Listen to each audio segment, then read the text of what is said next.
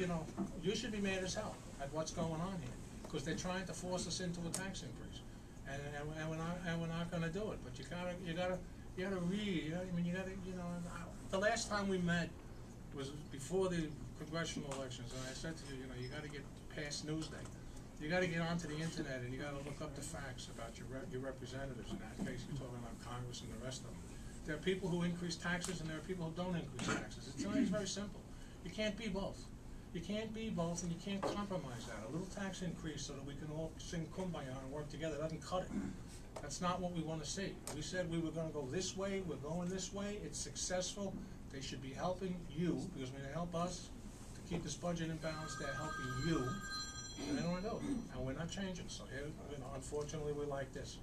So that battle's going to rage back and forth, and the county executive will fight it out with, because that's his role as the chief executive officer of the county, and the legislature's not going to be distracted, and we're going to work tomorrow, as I told you, on the 2012 budget, and then we'll come up with what we have to come up with, and to keep that budget in balance.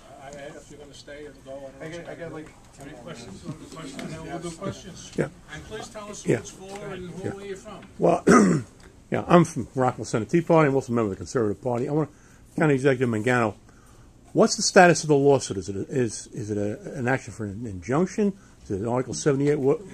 It's an Article 78, and it's presently set down for a hearing on the preliminary injunction. Oral arguments the 18th. And who's it in front of?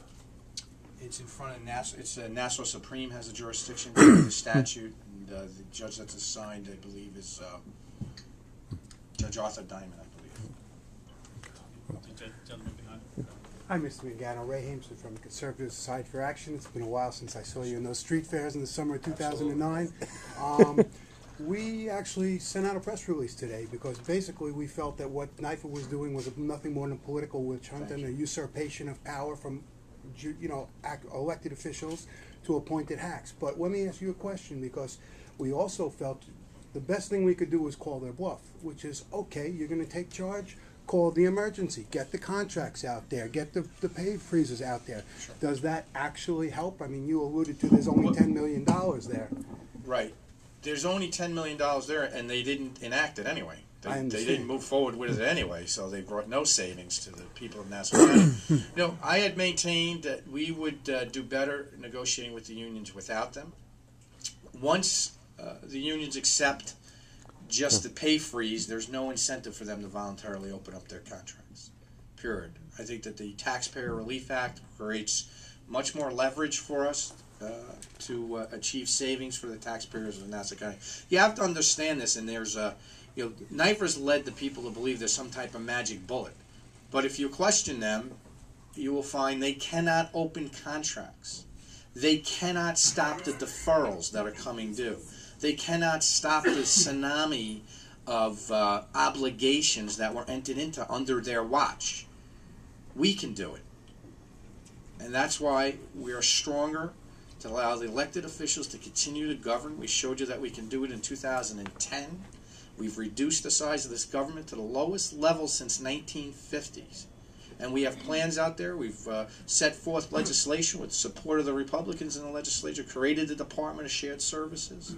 We are continuing to right-size government and bring savings to the people in Nassau County each and every day. They say you haven't achieved savings. We've achieved $55 million of labor savings already, and there's more on the way. You know, we're doing it. We're doing the job. They can't do the job. That's the issue. But if, what can we do to support you while you go through this lawsuit? Get the word out. You're doing a great job, as this gentleman said. You put out a press release. Let the people know, because you know, the Newsday is not going to report it. You know, Peter Schmitt is correct. They have made it clear they're looking for revenue.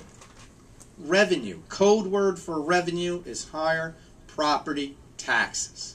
They want to. There are people with agendas on there and want to prove our mission unachievable. They want you to believe that you cannot cut taxes, that this administration could not rein in spending, that this administration could not reduce the size of government. and we did it in 2010 and put this county in the black. Now we have to deal with another wave of the deals that they've made and kicked down the road, and we made a plan to deal with them in 11. And yes, 12 becomes more of the deals that were made under their watch that we have to deal with. But we're prepared to do it the right way and without raising real property taxes, not putting back the home energy tax. Look at what they say. They say, as if it was a badge of honor, we should have left the home energy tax. We should have left the 16.5% planned property tax increases. These are the things that they use against us. These are the things they say are not responsible. Well, I submit to you, that was the mandate of the people, that the responsible thing was to eliminate real property taxes, to stop it. We're the second highest in the nation. And if you don't take a stand here at the county level, then when? They say, oh, the county is only 17% of your tax bill. Yes. But over the last administration, do you understand that your county taxes doubled? Doubled. Is $1,000 a year a lot to you? Well, for most families it is. Well, that's what you gave Nassau County in many cases. You have a question? Okay. Hi, my name is Bob Kang, and I'm with the Massachusetts Tea Party. Mr. Mangano, what will happen if you don't prevail in the lawsuit? What will happen to us, and what can we do about it? Yeah, well, I fear that what will happen is they will start their shenanigans and start to force us into the positions that Peter outlined. And I believe it will take an act of the legislature to stop this body then, if we don't prevail judiciously. Then it would require a statute change, which can be changed by the state of New York and our elected representatives there. Frank, you had a question? Hey, Frank, you play from Long Beach. If the county filed for bankruptcy, would you be able to revoke the CBAs? See, our council and the council, governments can't file for bankruptcy, and that's a problem. I think it's under debate in the federal government as to whether a county can.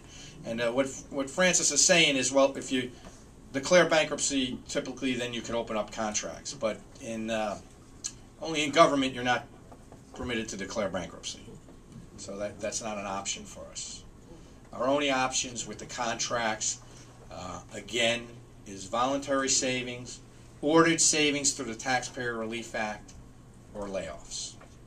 A reduction in the size of government, which is what we've embarked on through 2010. I mean, this is a historic low for Nassau County with respect to headcount, and we still delivered the important services.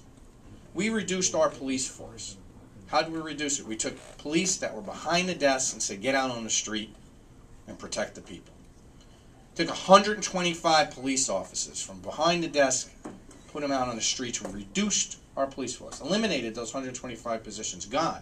Those people are not there. They're not earning pensions. They're not going to get buyouts. They're done. 125. Save you $20 million a year. Crime's down 11% in Nassau County. Crime is down 11% in Nassau County. It can be done. We showed them how to do it. Our managers are working longer and harder. There's more responsibility.